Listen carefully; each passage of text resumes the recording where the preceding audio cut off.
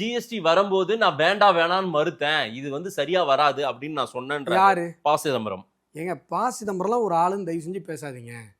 அவர் பொருளாதாரத்துல ஜீரோ, தற்குறின்னு மக்களுக்கு புரிஞ்சு போச்சுங்க. சார் அவர் ஜீரோவா மாத்துன்னு சொன்னவரை போய் ஜீரோன்றீங்க. அவர் ஜீரோ தாங்க. அவர் மாத்தி கீச்சிருக்க வேண்டியதானே ஜீரோவா. அப்புறத்துக்கு 40%, 50% உப்புக்கெல்லாம் டாக்ஸ் போட்டு வச்சிருந்தாரு. மாதேஷ், நான் என்ன கேட்குறேன், இந்த நாட்டில் உப்புக்கு 12%, இதுக்கு 10%, சாதாரண குழந்தைங்க இருக்கிற நோட்டுக்கு 12%ன்னு இருக்கு மாதேஷ். அது எல்லாத்தையும் முதல்ல என்ன பண்றோம்னா கச்சா மூச்சான்னு இருந்தது. ஒரு வடிவம் கொடுக்குறீங்க. 4 ஸ்லாபுக்குள்ள 4 வரியா கொண்டு சரி சரி கொண்டு வந்துட்டு அதுக்கப்புறம் என்ன பண்றோம்னா மக்கள் விரும்பாத ஒண்ணா இருந்ததுன்றாங்க. மக்கள் விரும்பலன்னு அறிவு கட்ட முட்டாள் எவனாவது சொல்லுவா மாதேஷ்.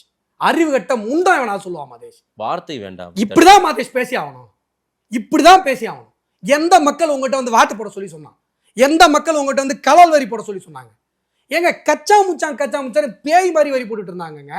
அது எல்லாத்தையும் ஒரே ஸ்லாபுக்குள்ள கொண்டு வந்து 8 வருஷமா கஷ்டப்பட்டு ஒரு பொருளா எடுத்து கரிசனமா ஒரு வரியா குறைச்சி, பட்டு வியாபாரிகள் கஷ்டப்படுறாங்களா பட்டு நூல் விலையை குறை, தறி வியாபாரிகள் கஷ்டப்படுறாங்களா நூல் விலையை குறை, இப்படி எல்லா டாக்ஸையும் பார்த்து குறைச்சி இன்னைக்கு 2 செக்மெண்ட்டுக்குள்ள கொண்டு வந்திருக்கோம்னு சொல்றேன்.